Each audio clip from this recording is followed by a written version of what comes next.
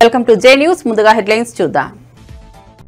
79వ స్వాతంత్ర దినోత్సవ వేడుకల్లో జాతీయ పతాక ఆవిష్కరణ చేసిన సీఎం. ఆడబిడ్డలకు కానుకగా ఆర్టీసీ బస్సుల్లో శ్రీశక్తి ఉచిత ప్రయాణ ప్రారంభం. ఏడాది పాలనలో సూపర్ 6 హామీలను సూపర్ హిట్ చేశామన్న చంద్రబాబు. స్వాతంత్ర దినోత్సవ ప్రసంగంలో ప్రధాని మోదీ సరికొత్త రికార్డ్. ఎర్రకోట నుంచి 105 నిమిషాల పాటు సుదీర్ఘ ప్రసంగం. 2024 నాటికి తన 98 నిమిషాల రికార్డును అధిగమించిన ప్రధాని వరుసగా 12వసారి ప్రసంగించి ఇందిరా రికార్డ్ బ్రేక్. స్వాతంత్ర దినోత్సవ వేడుకల్లో సీఎం రేవంత్ బలహీన వర్గాల 100 ఏళ్ల కలను నిజం చేశామని వెల్లడి. తెలంగాణలో 20 నెలల కాలంలోనే దేశానికి రోల్ మోడల్ గా నిలబెట్టామన్న సీఎం రేవంత్ రెడ్డి. కాకినాడలో స్వాతంత్ర దినోత్సవ వేడుకలు. జాతీయ జెండా ఎగరవేసిన డిప్యూటీ సీఎం పవన్ కళ్యాణ్. విదేశీ శక్తుల కనుసన్నల్లో అంతర్గత శత్రువులు పనిచేస్తున్నారని వ్యాఖ్య.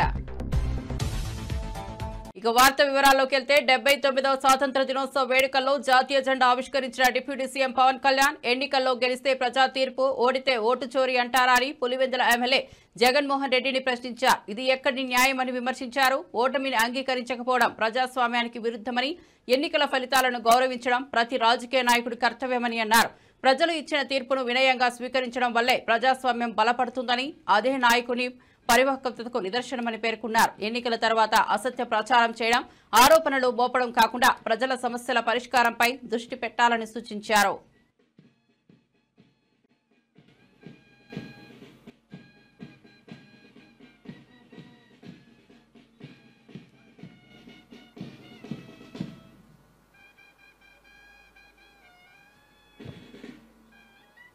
సుస్థిరత ప్రజలకు ఇవ్వాలన్న ఉద్దేశం తప్ప పదవుల్లో కూర్చొని దీన్ని ఎంజాయ్ చేయాలి, లేదంటే దీన్ని ఆస్వాదించాలన్న కాంక్ష ఎవరికి లేదు.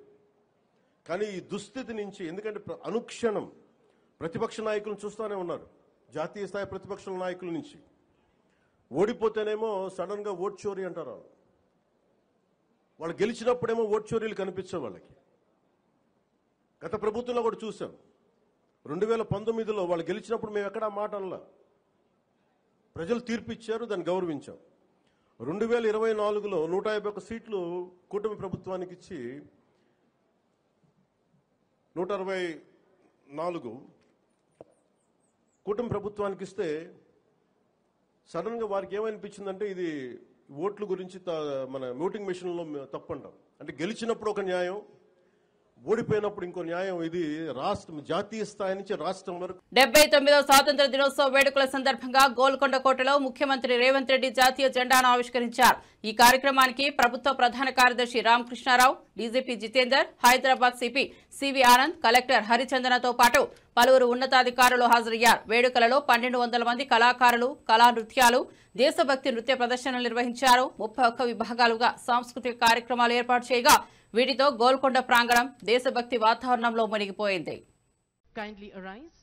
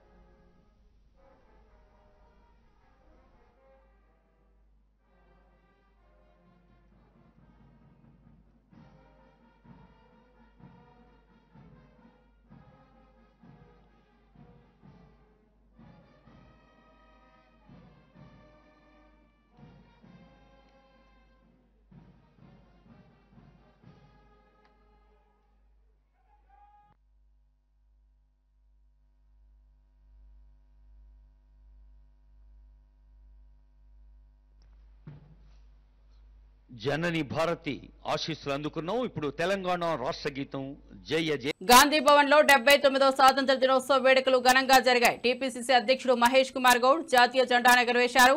ఈ కార్యక్రమంలో working president Jaggareddy, Hanumantharao, PCC సలహా కమిటీ సభ్యులు కుసుమ కుమార్, సేవాదళ్ చైర్మన్ జితేందర్, కార్పొరేషన్ చైర్మన్లు, పలువురు కాంగ్రెస్ నాయకులు పాల్గొన్నారు. జాతీయ గీతం, దేశభక్తి నినాదాలతో కార్యక్రమం ఉత్సాహభరితంగా సాగింది.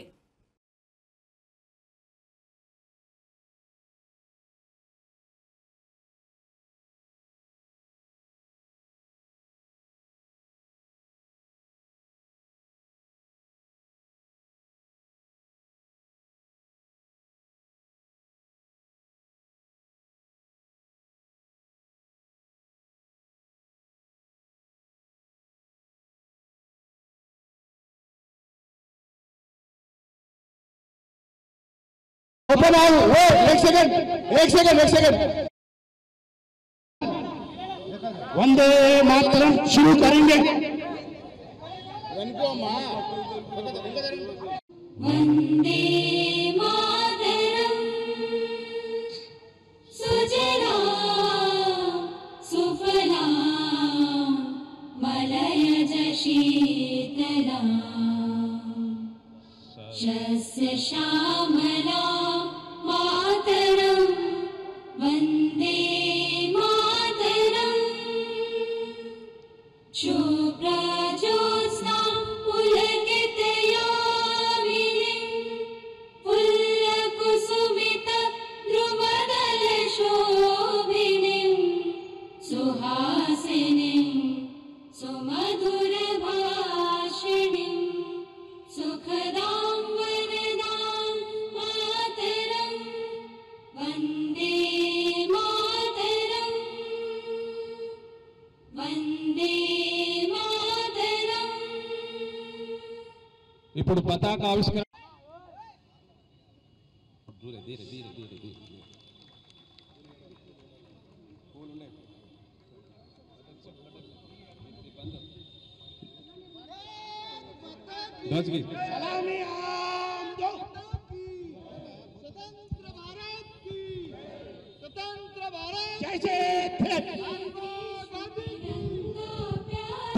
शुरू करेंगे।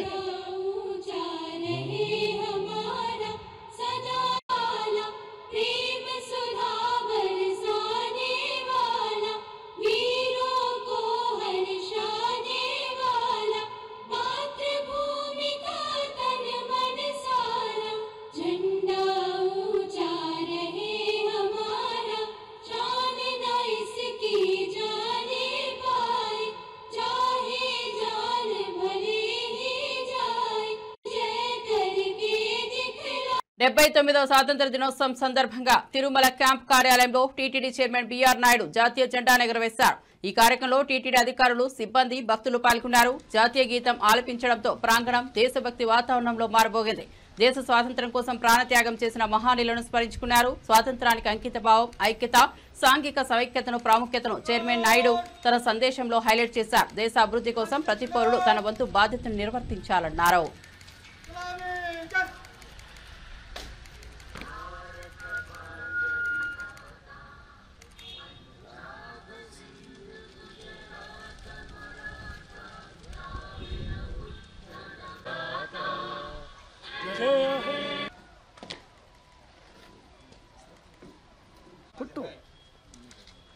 सर ఏవే సార్ రాజు జస్ట్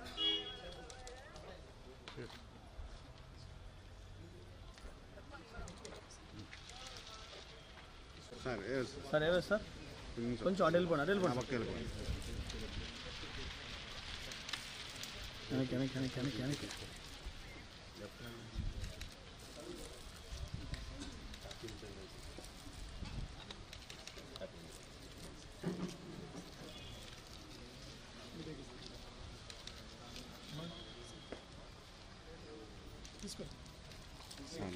తీసుకోండి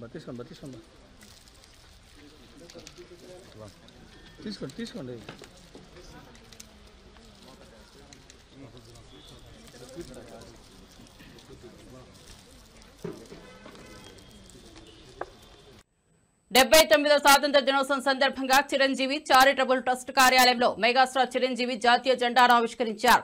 ఈ కార్యక్రమంలో నిర్మాత అల్లు అరవింద్, నటుడు సాయి ధరమ్ తేజ్ పాల్గొన్నారు. జాతీయ గీతం నడుమ జెండా ఆవిష్కరణ అనంతరం దేశ స్వాతంత్ర్యం కోసం త్యాగం చేసిన మహానీయులను స్మరించుకున్నారు.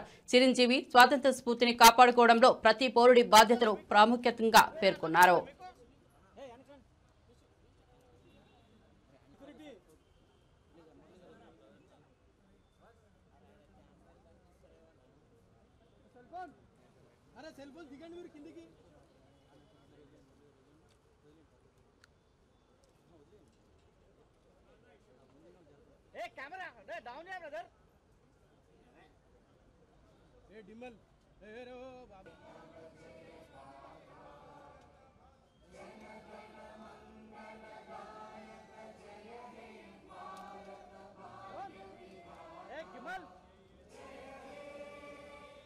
వైఎస్ షర్మిలారెడ్డి చంద్రబాబు మరియు జగన్ ఇద్దరికీ తేడా లేదని తీవ్ర వ్యాఖ్యలు చేశారు.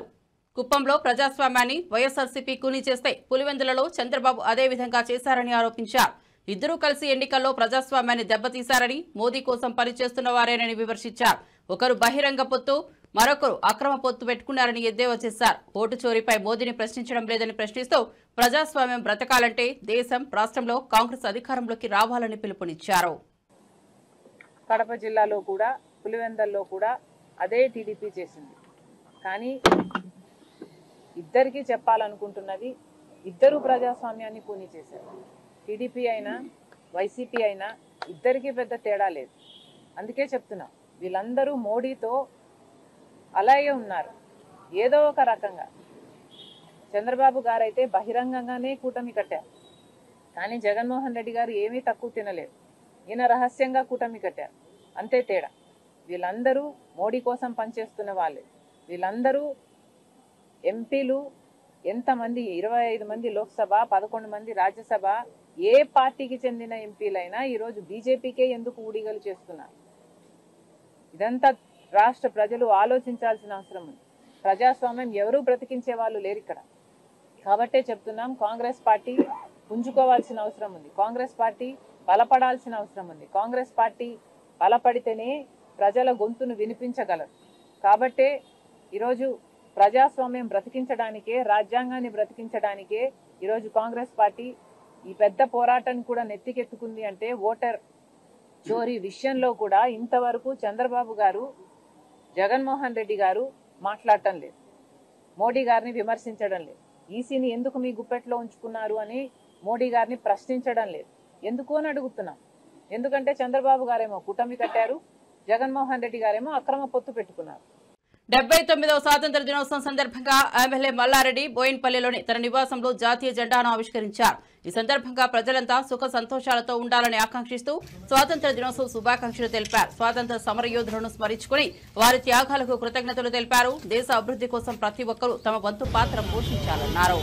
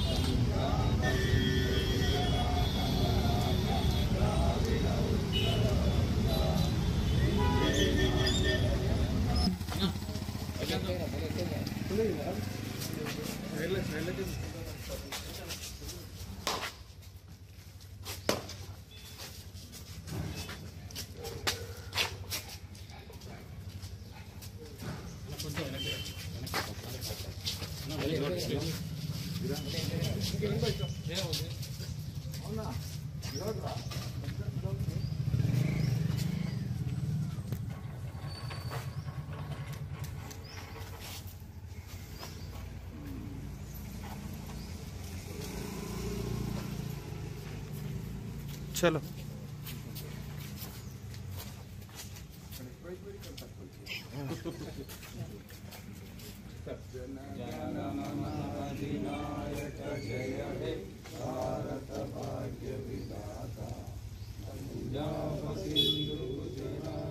తెలంగాణను పరాయి పెత్తనం నుండి విముక్తి చేసుకుని సాధించుకున్న తర్వాత ఇప్పుడు మళ్లీ ఢిల్లీ పార్టీల పెత్తనం పెరుగుతోందని బీఆర్ఎస్ నేత కేటీఆర్ అన్నారు.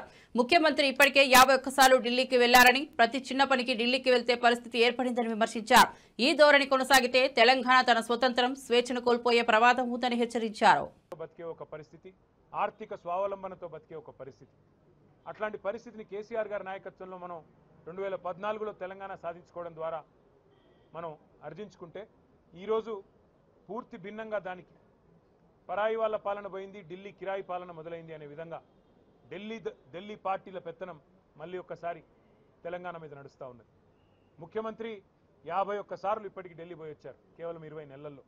అట్లాగే ప్రతి చిన్న పనికి కూడా ఢిల్లీ వైపే చూడాల్సిన పరిస్థితి. మళ్ళొక్కసారి ఢిల్లీ చేతుల్లో జుట్టు చిక్కిన తర్వాత తెలంగాణ తిరిగి ఒక్కసారి పరాయి వారి బానిసత్వంలోకి పోయి మళ్ళీ తిరిగి తన స్వాతంత్రాన్ని, తన స్వేచ్ఛను కోల్పోతున్న పరిస్థితి ఇవాళ కనబడతా ఉంది. సంక్షేమంలో వెనుకబడ్డది, వ్యవసాయంలో వెనుకబడ్డది, ఐటీ పరిశ్రమలు తరలిపోతున్నాయి వేరే రాష్ట్రాలకి. దానికి 2 ఢిల్లీ పార్టీలు కూడా కారణం. ఒక కాంగ్రెసే కాదు, ఖచ్చితంగా బీజేపీ కూడా దానికి కారణం అని చెప్పక తప్పదు. అందుకే నేను తెలంగాణ ప్రజలకు చేసే విజ్ఞప్తి ఒకటే. పెద్దలు జయశంకర్ గారు ఒకసారి కాదు కొన్ని వేల సార్లు చెప్పారు, స్వీయ రాజకీయ అస్తిత్వమే తెలంగాణకు ఏనాటికైనా శ్రీరామ రక్ష. సాధించుకున్న స్వాతంత్రాన్ని కాపాడుకోవాలి, ఆ స్వతంత్రంగా బతికే తెలంగాణలో ఆత్మగౌరవంతో బతకాలి. ఆత్మగౌరవంతోనే కాదు పేదలు ఆర్థిక స్వావలంబన సాధించాలి అంటే ఖచ్చితంగా స్వీయ రాజకీయ అస్తిత్వ శక్తి అయిన బీఆర్ఎస్, దాని నాయకుడు కేసీఆర్ గారి నాయకత్వమే మన రాష్ట్రానికి శ్రీరామ రక్ష అనే మాటను మీ అందరికీ కూడా గుర్తు చేస్తూ మళ్ళీ ఒకసారి తెలంగాణ ప్రజలకు, అదేవిధంగా మా సహచర భారతీయులందరికీ, సోదరులకి, సోదరీమణులందరికీ ప్రపంచవ్యాప్తంగా ఎక్కడ ఉన్నా వారందరికీ కూడా స్వాతంత్ర దినోత్సవ శుభాకాంక్షలు తెలియజేస్తూ, మనం విడదీసే అంశాలు 100 ఉన్నాయి, కులాలు మతాల పేరిట 100 ఉన్నాయి, కానీ కలిపి ఉంచే ఒకే ఒక్క అంశం భారతీయత. అది కోల్పోకుండా అందరం కూడా సహచరులుగా, సోదరులుగా, సోదరభావంతో ముందుకు పోదామని చెప్పి విజ్ఞప్తి చేస్తూ జై హింద్. వైఎస్ఆర్సీపీ కేంద్ర కార్యాలయంలో 79వ స్వాతంత్ర దినోత్సవ వేడుకల్లో జాతీయ జెండా ఆవిష్కరించిన party state coordinator Sajjala Ramakrishna Reddy ఈ సందర్భంగా ఎన్నికల వ్యవస్థపై తీవ్ర విమర్శలు గుప్పించారు. ఈవీఎంల మోసాలతో గెలిచారని, గత ఎన్నికల్లో 12.5% ఓట్లు పెరిగిన విధానంపై ఎవరూ సమాధానం ఇవ్వలేదన్నారు. జెడ్పీటీసీ ఉప ఎన్నికల్లో వ్యవస్థలను నిర్వీర్యం చేశారని, సీసీ ఫుటేజీ, వెబ్కాస్టింగ్ ఇవ్వలేదని ఆరోపించారు. పారదర్శక ఎన్నికలకే భయపడుతున్నారని విమర్శించారు.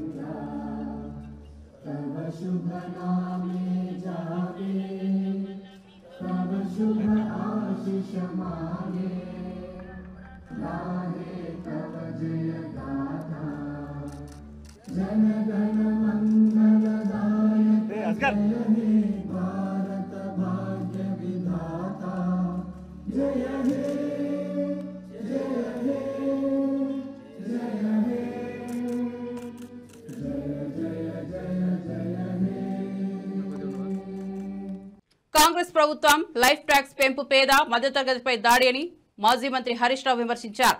1000 కోట్ల పన్ను భారం మోపి 1,00,000 బైకు 3,300 లైఫ్ ట్యాక్స్ విధించడం బాధాకరమన్నారు.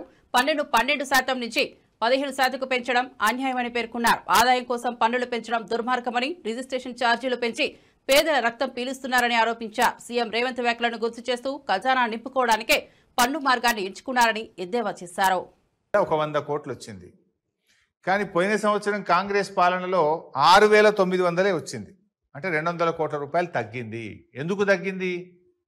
ప్రజల చేతిలో డబ్బు లేదు, ప్రజల కొనుగోలు శక్తి తగ్గింది, వాహనాలు కొనడం తగ్గుముఖం పట్టింది.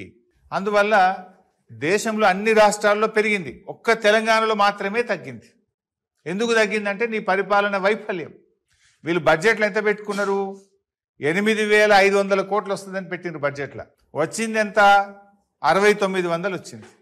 దాదాపు మీ అంచనాల కంటే 1500 కోట్ల రూపాయలు పోయిన ఆర్థిక సంవత్సరంలో ఆర్టీఏ ట్యాక్స్ తక్కువ వచ్చింది 6900. మళ్ళీ మొన్న బడ్జెట్లో ఏం పెట్టింది 25-26 సంవత్సరానికి 8535 కోట్లు వస్తుంది అన్నారు. నేను అప్పుడే అడిగిన, అరే నువ్వు వచ్చిందే 6900, పోయిన సంవత్సరం కంటే తగ్గింది, ఈ సంవత్సరం నువ్వు మళ్ళీ 1600-1700 కోట్లు పెంచినావు, యాడికెళ్ళి పెంచుతావు, పన్నులు వేస్తావా, ప్రజల మీద భారం వేస్తావా అని మేము అసెంబ్లీలో అడిగాం బీఆర్ఎస్ పార్టీ తరఫున. అడిగితే ఆ రోజు ఏమన్నారు, లేలే మేము పన్నులు పెంచం, లీకేజ్ అరగడతాం, పారదర్శకత పెంచుతామన్నాడు. అసెంబ్లీలోనేమో శుద్ధపూస మాటలు మాట్లాడారు, పన్నులు పెంచం, లీకేజ్ అరికడతామని. ఇప్పుడు చేసింది ఏంది? సర్వీస్ ట్యాక్స్ పెంచినవు, సర్వీస్ ఛార్జెస్ పెంచినవు, RTA tax, road tax, life tax పెంచినవు, లైసెన్సుల ట్యాక్స్ పెంచినవు, మొత్తం అడ్డగోలుగా పెంచి పడేసినావు. అంటే పేద ప్రజల మీద భారం వేస్తా ఉన్నావు నువ్వు. ఇప్పుడు కేసీఆర్ గారు బీఆర్ఎస్ ప్రభుత్వం ఉన్నప్పుడు మేమేం చేసినాము, రైతులు వాడే ట్రాక్టర్లకు ట్రైలర్లకు ట్యాక్స్ రద్దు చేసిండు కేసీఆర్. వ్యవసాయానికి ఉపయోగించేటువంటి ట్రాక్టర్లకు ట్రాక్టర్ ట్రైలర్లకు పన్ను రద్దు చేసింది కేసీఆర్ ప్రభుత్వం. అంతేకాదు పేద ఆటో కార్మికులకు క్వార్టర్లీ ట్యాక్స్ రద్దు చేసింది కేసీఆర్ ప్రభుత్వం. అదేవిధంగా గూడ్స్ ఆటోలు ఉంటాయి చిన్న చిన్నవి, చాలా మంది పేదవాళ్ళు గూడ్స్ ఆటోలు కొనుక్కొని బతుకుతుంటారు, వాళ్ళకు కూడా పన్ను రద్దు చేసినాం. గూడ్స్ ఆటోలు కావచ్చు, ప్యాసింజర్ ఆటోలకు ప్రతి 3 నెలలకోసారి కట్టే పన్నును రద్దు చేసి మీరు ₹1 కూడా కట్టవలసిన అవసరం లేదు. అంతేకాకుండా 6 లక్షల బీమా కూడా తెచ్చినాం వాళ్ళకు. అదేవిధంగా కేసీఆర్ గారి ప్రభుత్వం ఇట్లా అనేక రకాలుగా పేదలకు మేము సాయం చేసినాం. మేమేం లైఫ్ ట్యాక్స్ పెంచలే, ఆటోలకు పన్ను రద్దు చేసినాం, ట్రాక్టర్లకు పన్ను రద్దు చేసినాం, ట్రాక్టర్ టైలర్లకు పన్ను రద్దు చేసినాం. మేమేమో పేదలకు ఉపశమనం కలిగించాం. కానీ మీరేం చేస్తున్నారు, పేదల మీద పన్నులు వేస్తూ ఉన్నారు. 10 ఏళ్ల బీఆర్ఎస్ పాలనలో ఈ ట్రాన్స్పోర్ట్ డిపార్ట్మెంట్లో పేదలకు మేము ఎంతో ఉపశమనం కలిగించాం. అది రైతులు వాడే ట్రాక్టర్లు కావచ్చు, పేదలు వాడే ఆటోలు కావచ్చు. గత వైసీపీ సర్కార్ హయాంలో దెబ్బతిన్న ఏపీ బ్రాండ్ను పునరుద్ధరిస్తున్నామని ముఖ్యమంత్రి చంద్రబాబు అన్నారు. పెట్టుబడిదారుల విశ్వాసాన్ని తిరిగి సంపాదిస్తున్నామన్న సీఎం హామీ ఇచ్చిన ప్రకారం 20 లక్షల ఉద్యోగాల కల్పన చేసి తీరుతామన్నారు.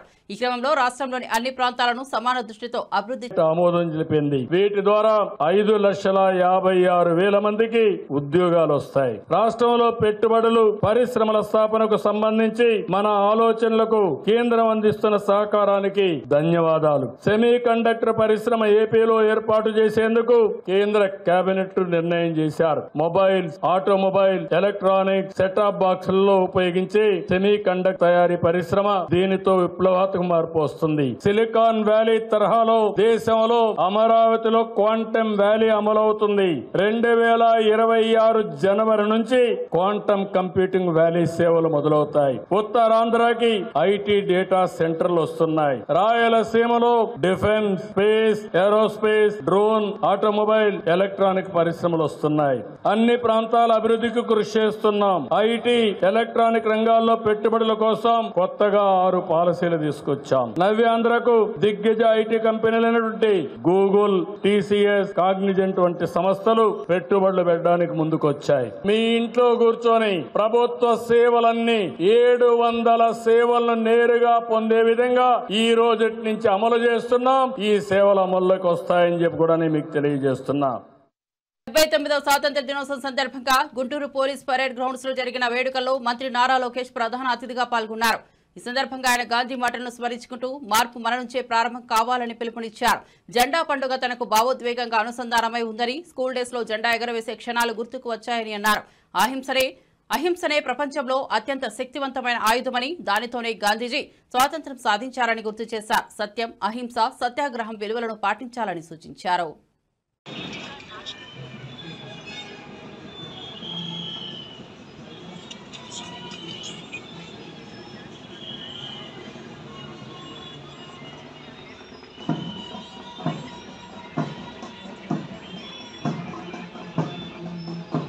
ఆంధ్ర రాష్ట్రానికి నిజమైన స్వాతంత్ర్యం దూరమైందని ఉమ్మడి చిత్తూరు జిల్లా అధ్యక్షుడు భూమన కరుణాకర్ రెడ్డి తీవ్రంగా విమర్శించారు.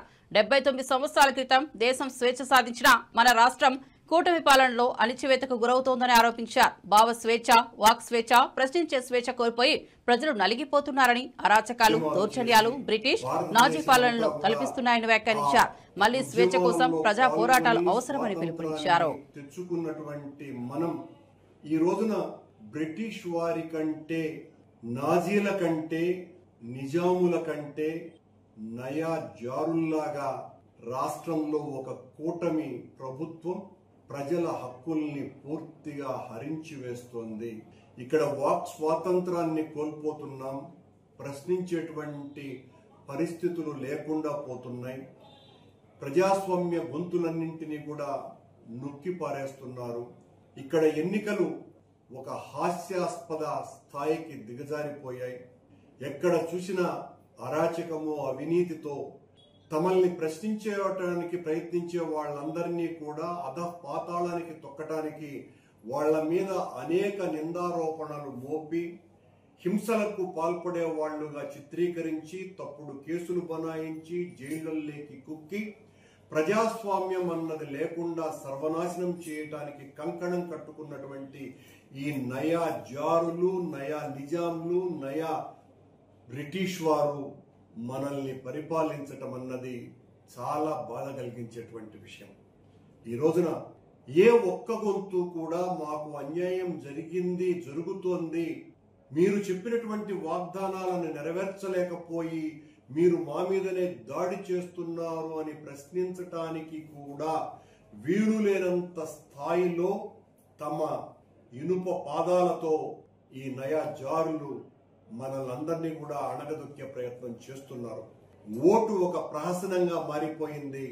సంవత్సరంన్నర క్రితం జరిగినటువంటి ఆంధ్ర రాష్ట్ర ఎన్నికలలో మొత్తం ఈవీఎంలన్నింటినీ కూడా ట్యాంపర్ చేసినారు అని ప్రజాస్వామ్యబద్ధంగా పరిపాలించి రాష్ట్రంలో ఉన్నటువంటి దాదాపు 2 కోట్ల మందికి పైగా ఉన్న పేద ప్రజల జీవితాలలో వెలుగులు నింపడానికి 2.5 లక్షల కోట్ల రూపాయలకు పైగా ప్రజలకు పంచినటువంటి జగన్మోహన్ రెడ్డి గారి పట్ల ప్రజలకు ఉన్నటువంటి అపరిమితమైనటువంటి అభిమానాన్ని ఈ నయా జారుల కూటమి ఈవీఎంలను మేనేజ్ చేసి గెలిచింది అన్నటువంటి విషయం చాలా సుస్పష్టంగా ఈ రోజున ప్రపంచానికంతా కూడా అవగతమైపోయింది.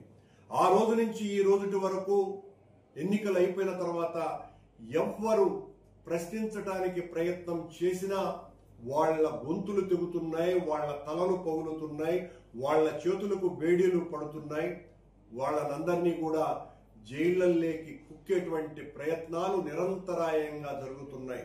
ఏ ఒక్కరు ప్రశ్నించినా, ఏ ఒక్కరు అధిక్షేపించినా ఈ కూటమిని మోసేటువంటి బానిస బోయిలైనటువంటి ప్రసార మాధ్యమాలు కొన్ని వాళ్లే ముందుగా ఎవరెవరిని అరెస్టు చేయాలో చెబుతారు, ఎవరెవరు దుర్మార్గులు అనేటువంటి విషయాలను చిత్రీకరిస్తారు. వీళ్ళనందరినీ కూడా అదుపులోకి తీసుకోకపోతే ఉపయోగం లేదు అని సాక్ష్యాధారాలు ఇవి అన్నట్టుగా అబద్ధపు కట్టుకథలు అల్లుతారు. ఇలాంటి వాళ్ళ ప్రతిఘటించే వాళ్ళ రాష్ట్రంలో ఉండాల్సింది. ఇలాంటి వాళ్లను 2-3 లేపేయండి అని ప్రసార మాధ్య సాధకులే మాట్లాడేటువంటి దుస్థితిలో ఆంధ్ర రాష్ట్రం పోయింది అంటే ఈ రాష్ట్రం స్వాతంత్రాన్ని కోల్పోయింది. ఈ రాష్ట్రంలో హక్కులు లేవు. మరిన్ని అప్డేట్స్ కోసం చూస్తూనే ఉండండి జే న్యూస్.